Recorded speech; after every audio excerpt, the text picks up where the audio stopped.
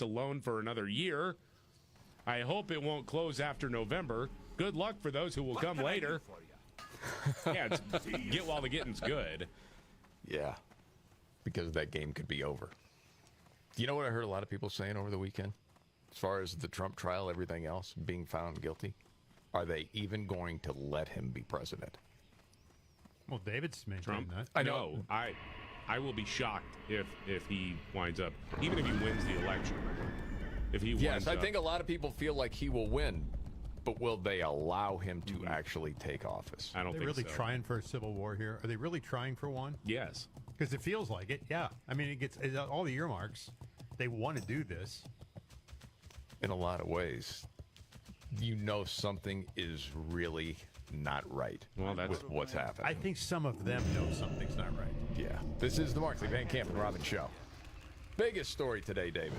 Biggest story of the day, Dr. Anthony Fauci testifying under Congress. I mean, we're getting some good audio from it, and then I have to remind myself, as cathartic as sometimes this can be, nothing is going to come out of it. I'm going to hold out hope that justice will be served. Because if Trump does get in, he may just let Rand Paul run the department and say, okay, bring justice here. It's too far away. All the names. Yeah. That's still You know, and the whole gain of function thing that was lied about. I mean, the emails are there. We've all seen them. I know half the country doesn't know they exist, but I mean, they're out there, crying out loud. Okay, much more to get to, including Robbins going off on the WNBA and a news update straight ahead.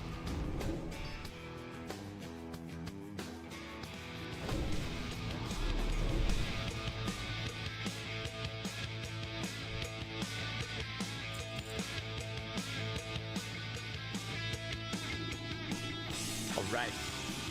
The Markley, Van Camp, and Robbins Show. I'm Jamie Markley, the Gen Xer. David Van Camp, the millennial, the sexy mover, Scott Robbins.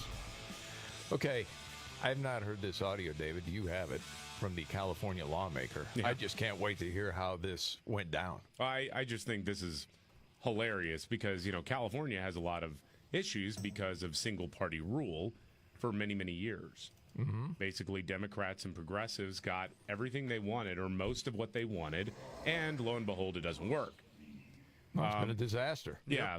The Speaker of the California State Assembly is a Democrat named Robert Rivas, and he is trying to form committees, to understand why the quality of life in California has gone down so much. Okay. During an interview with Alex Michelson on Fox LA, this is a wonderful clip. He started to scramble when he was reminded that his party has been in power for a long time. So who's to blame for that? Well, I think it's all of our responsibilities. We're all in this together, and certainly really? we can always do a better job. We could always play Monday morning quarterback. But I mean, there are a lot of people that will hear that and say, Sure. look, we've been Democratic supermajorities, there've been Democratic governors, and if the situation's gotten worse, shouldn't there be a leadership change? Sure. Look, and that's my focus. And that's why when you talk about what I'm most proud of, it's this culture that we're establishing, in the assembly. It really is a two-way. It's a collaborative effort here. It's a partnership. A partnership of failure. Yeah.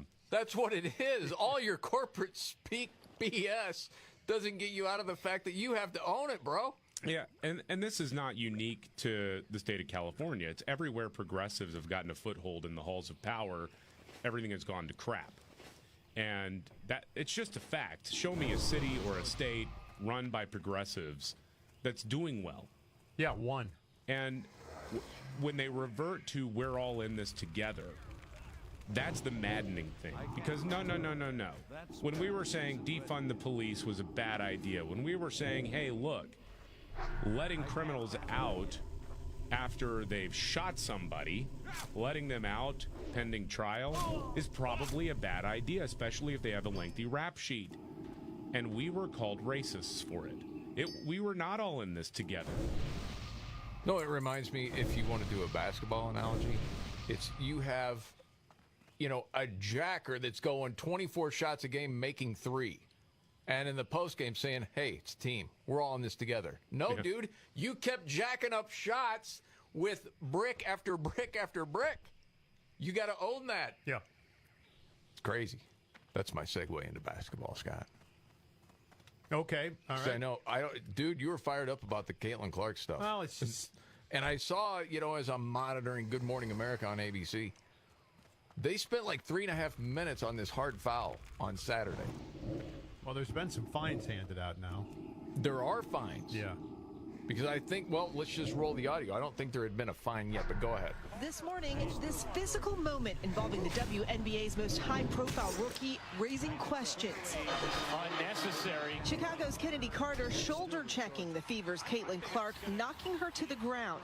The call initially deemed a common foul by officials. A little surprised that it's nothing more than a common foul beyond that. It was more than a common foul. Well, of course it was. I mean, she shouldered her, she fell down. I know some people are saying, well, she didn't have to fall, she flopped.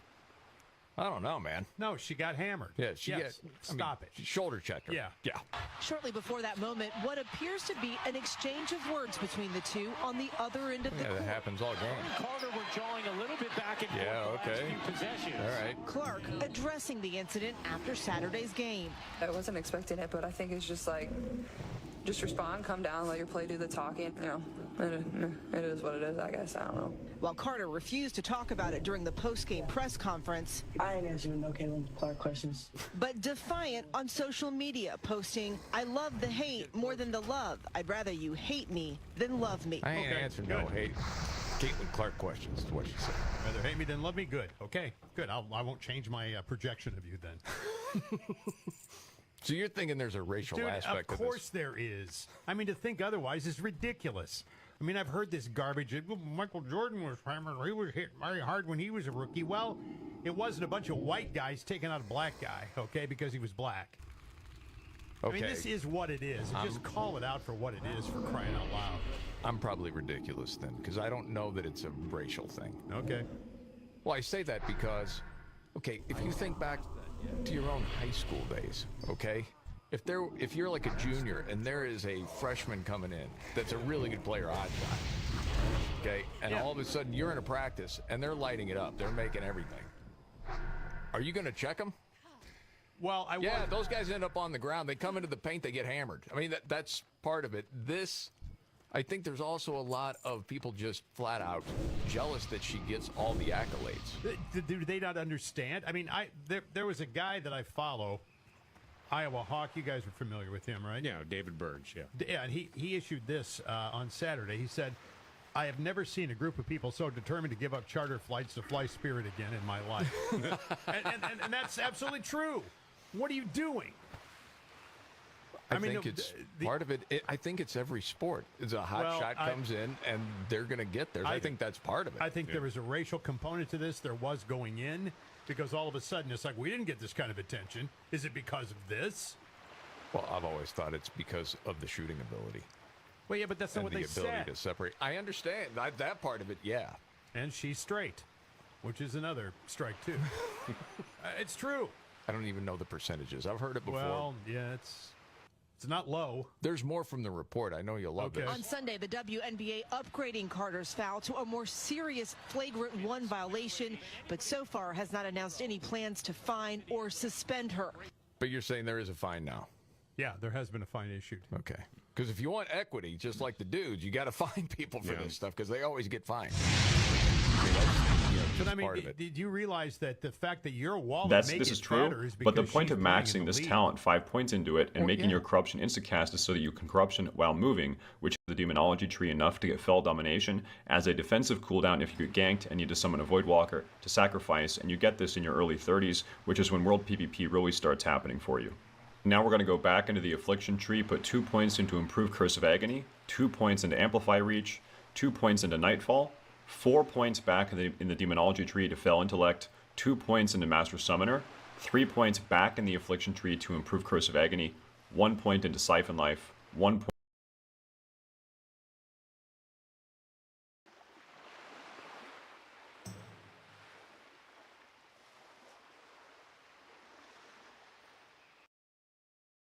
Yeah. Oh, I'm just saying you add a little bit more physicality to the game. Maybe the Indiana Fever bring in a goon to protect Caitlin Clark. you're going to get more eyeballs on the sport. I don't Dude, think that's it's my a whole bad point. thing. Dude, that's why ABC is spending 3.5 minutes on this story, because it's like, you know what? This isn't getting quite the ratings we were hoping, and that team's not very good that Caitlin Clark is playing on, and I've watched a little bit. It's not fun to watch, to be honest. So I think to David's point, that's part of it. I think they even said it on the air. Lots of pushing going on. Yeah, it's a physical game. It's the pro level. But that was unnecessary. That was a cheap shot. It was a cheap shot, but I love how many people appreciate how Caitlin responded to it. Going, hey, I have brothers. Robin Roberts did not want to make anybody angry. It would, and Strahan just like, yeah, it was a cheap shot. Yeah, Strahan, the former professional athlete, yes, who understands cheap shots and clean hits. Yes. Yeah, he is the authority on that set. Well, to end this then, we'll end on this. Strahan then talks about, when people are coming up, like rookies and things like that, and they ask him to tell a story, he won't do it. But to you guys' point that they give him a lot of S's in the promos, listen to how this ends. Reese, maybe it's something with these young rookies coming in and they're showing them, hey, this is a different league. I don't know. How was it when you? I don't know, but when you were we can't discuss because I can't use the language that we use and I can't do the actions that we did.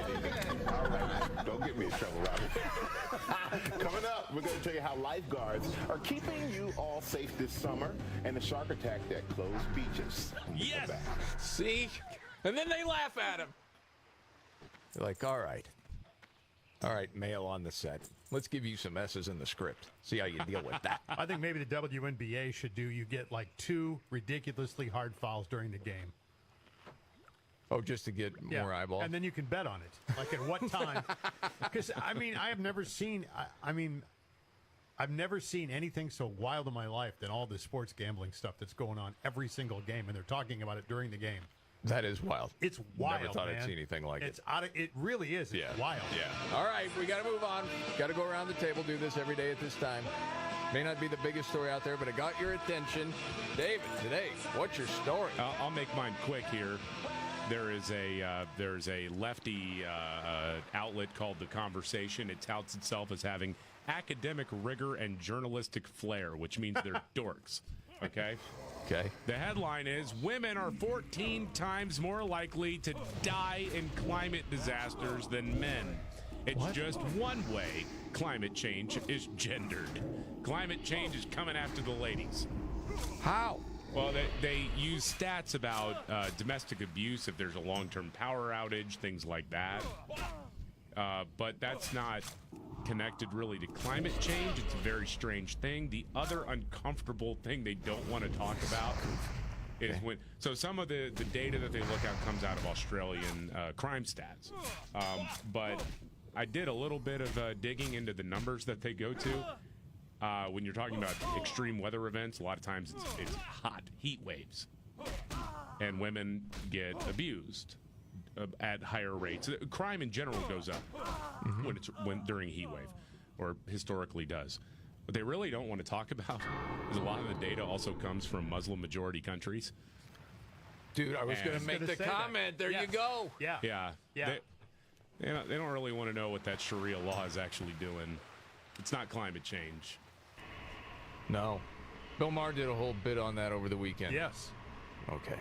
All right, Scott, what do you got for What's Your Story today? In a memo that's now surfacing, actually was published on May the 8th, Xavier Baccaria, Becerra, Biden's Secretary of, I'm slurring like him, Secretary of Health and Human Services announced a new plan to address racial inequities in organ transplant, that industry. The plan, which covers 90 of the 257 transplant hospitals in the U.S., proposes a point system to grade the included hospitals. Now, under the point system, hospital earns a point for any successful kidney transplant, but 1.2 points for a kidney transplant with a low-income recipient as part of the health equity performance adjustment. Now, the system is colorblind. The system always has been. It's need that comes before anything else. I know this because I was on a list once. Mm-hmm. And the Biden administration announced that they're giving race as the motivating factor for who gets what now, and they're going to put a stop to it. They cite 13.5% of kidney transplant recipients are African American compared to 32% of wait-listed individuals, while whites make up 61.8% of the recipients. Now, what they don't tell you is the U.S. population is 12.2% non-Hispanic and black and 63.7% non-Hispanic and white. So actually, it's just the population. Javier Baccaria. Yes, the number. but again, they're going to get more federal money if they can do this, 1.2. And naturally, they're going to go in that direction. So there you go. Okay. Very good. Yeah. You know what? I don't have time for my story. No. I don't need to do a story today. You did yours already. What was mine? Caitlin Clark. That's not my story. That was pretty much your story. Yeah, I know. You were raging against the machine. Oh, it's so dumb. Marco Rubio said our president is demented. He is. And is Donald Trump going to save us in this country? That'll be my story coming up.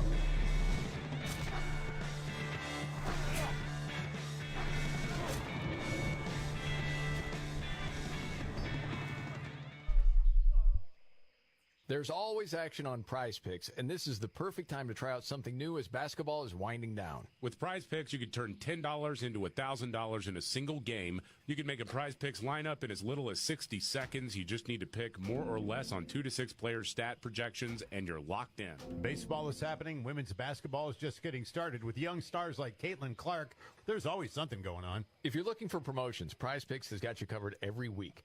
From lowering select player stat projections on Tuesdays, which increases your chance of getting a win, to getting your entry fees back if you have a losing lineup on Fridays. Make sure to check out esports in June, because for every Wednesday and Saturday, if your lineup doesn't win, you'll get your entry fee back. Prize Picks is America's #1 fantasy sports app with over 5 million active members. Download the app today and use code MVCR for a first deposit match up to $100. That's code MVCR on Prize Picks for a first deposit match up to $100.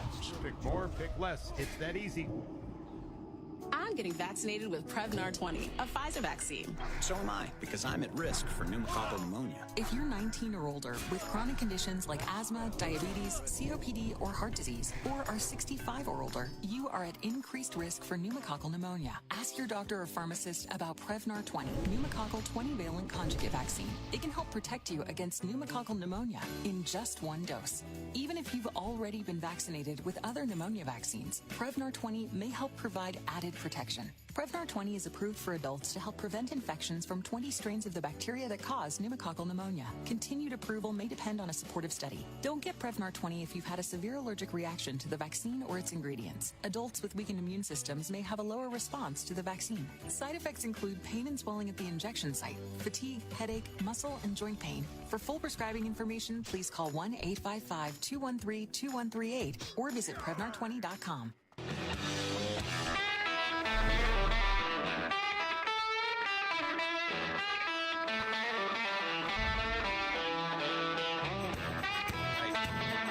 Van Camp and Robin Show. You know, for the first time in our history, the interest we pay on the national debt surpassed every individual budget item except Social Security. Yeah, that means that we are spending more just on interest than pretty much everything else, and that is not going to go away anytime soon because the government just keeps printing and spending more money. That's why savvy investors, central banks, our concerned savers are now turning to gold, something not tied to the inflated U.S. dollar. You can, too, with the help of Birch Gold. For over 20 years, Birch Gold Group has helped thousands of Americans protect their savings by converting an IRA or 401k into an IRA in physical gold. And to learn more, text MVCR to 989898. Claim your free, no-obligation info kit on gold. Birch Gold has an education-first approach, which is why they have thousands of happy customers and countless five-star reviews. Protect your savings. Text MVCR to 989898 today. Okay, David, forget all the other stories. You got an update from Fauci being questioned today. Yeah. Which one do you want to play here? I have McCormick. McCormick. Okay, that would be Representative Rich McCormick. He's a doctor, by the way, and he was targeted and censored because he didn't go along with the vaccine line. Oh, one of those guys. Yeah, wow, and for him. So now he's in the House of Representatives, and he is talking to Anthony Fauci about something that he told an author of a book a while ago. Okay, roll it. You said in an interview that you gave as part of an audiobook written by Michael Spector that you believed an institutional should make it hard for people to live their lives so they feel pressure to get vaccinated. Can you run the audio clip on that, please? you think can be done about it. I have to say that I don't see a big solution other than some sort of mandatory vaccination. I know federal officials don't like to use that term. Once people feel empowered and protected legally, you are going to have schools, universities, and colleges are going to say, you want to come to this college, buddy? You're going to get vaccinated. Ooh. Lady, you're going to get vaccinated. Yeah. Big corporations like Amazon and Facebook and all of those others are going to say, you want to work for us, you get vaccinated. And it's been proven that when you make it difficult for people in their lives, they lose their ideological bullshit and they get vaccinated. Well. Thank you. Are all objections to COVID vaccinations ideological bullshit, Dr. Fauci? No, they're not, and that's not what I was referring to. Well, Oh, That's right. what you said. Yeah. You lying piece of... Yeah. Dang, I mean, he said it. Yes. That was... Listen, guys got fired. I People know. lost their livelihoods. Yes. Their businesses were shuttered. I mean, you did make it uncomfortable. You made it extremely Of course. uncomfortable. And hid a lot of information and lied about it. It's in the emails. Golly. Your girl Marjorie Taylor Greene, Scott, she just said it right too, Fauci. I don't know if you heard this part. No, but You know what this committee should be doing? We should be recommending you to be prosecuted. Yes. We should be writing a criminal referral because you should be prosecuted for crimes against humanity. You belong in prison, Dr. Fauci. Well, I don't disagree with her. I don't either. People will call her a nut. That's fine. Well, she is a nut, but hey, she's our nut, right? Well, rest assured, everybody, nothing will happen. I'm going to hold out hope. I'm going to hold out hope. You just never know who's going to be in power. Won't matter. Gosh dang. Can we just have Rand Paul beat him up? Can we do that? Yeah. If nothing else, I'd like to see that. All right. This is the Markley, Van Camp, and Robin Show.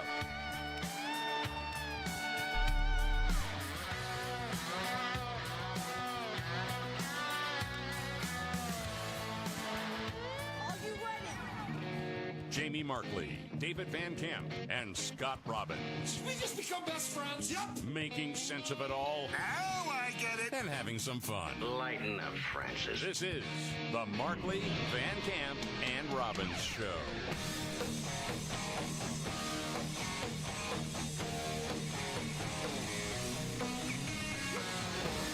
The Markley, Van Camp, and Robbins Show. Jamie Markley, David Van Camp, Scott Robbins, who happens to be fired up today. David just keeps pushing his buttons with more clips of Fauci, who is answering questions today. Mm-hmm. Well, he's the big news story today, yeah. Well, and it's a bunch of lies. Or, you know, all of a sudden, he's having a hard time remembering things. Yeah. I don't recall that. Yeah, a lawyer has certainly talked to him and how to answer certain questions. Oh, he's coached very well, yes. No doubt about it. So, one of the things that's come out, you know, as far as like 6 feet, just stay 6 feet apart. Yeah. Social distance. Yep.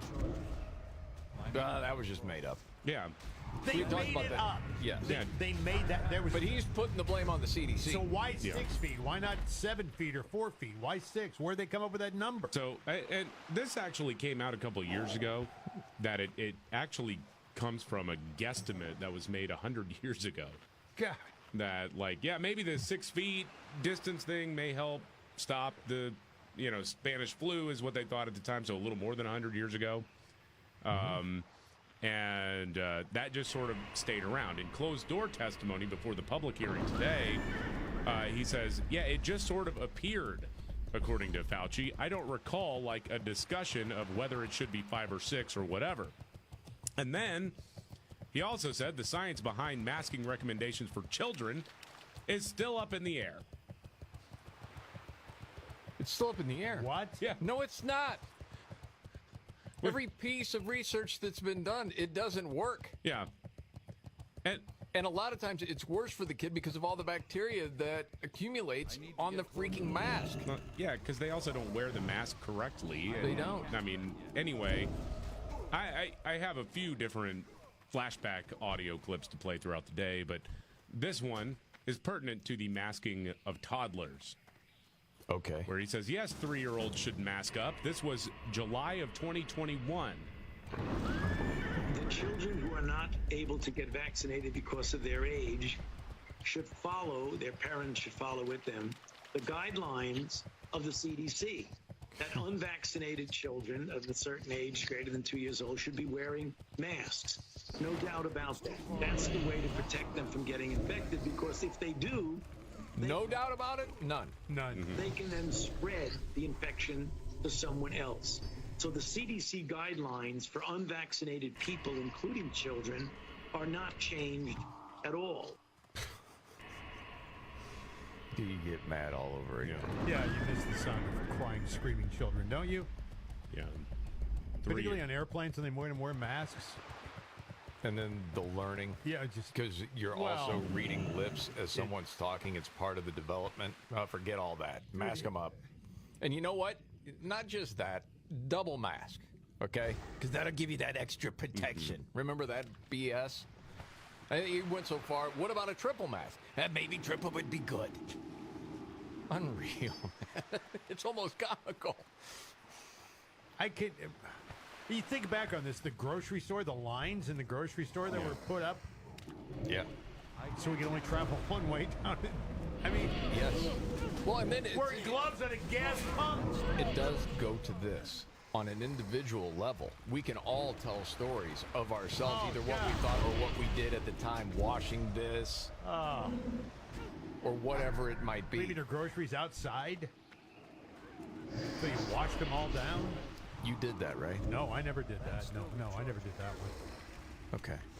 When my mom's still living, I had to have my temperature taken every time I went to see her. Oh, yeah. Had to mask up every time. Yeah. I mean, it was crazy. Yeah, what was it? I know you washed some vegetables, Yeah, David, I did. something. I know a lot of people that did stuff like that. I did it twice, and on the second one, I'm like, this is dumb. And then never did it again. My favorite moment, and this has to do with the 6-foot rule thing, was going to Home Depot one time. And this is not to insult Home Depot. Home Depot was just trying to abide by what, at that time, the state of Texas was telling them to do. And so they were limiting the number of people that could be in the store at one time. They had the little guy with the clicker, and they were just trying to coordinate that best they could. Yeah. Right. And so you're waiting outside of Home Depot like it's a freaking nightclub, and they've got the rope line set up. Yes. And it's a switchback thing, right? So you've got like one lane goes around, and then there's a turn, and then it goes back the other way. It's like waiting in line at the Benny. And they had the stupid little stickers on the ground. This is where you're supposed to stand. And you're 6 feet behind the person in front of you and 6 feet ahead of the person behind you. Except you look over to your right or your left, depending on what part of the line you're in, and there's a guy standing less than a foot away from you because they didn't have enough room to really space everything out.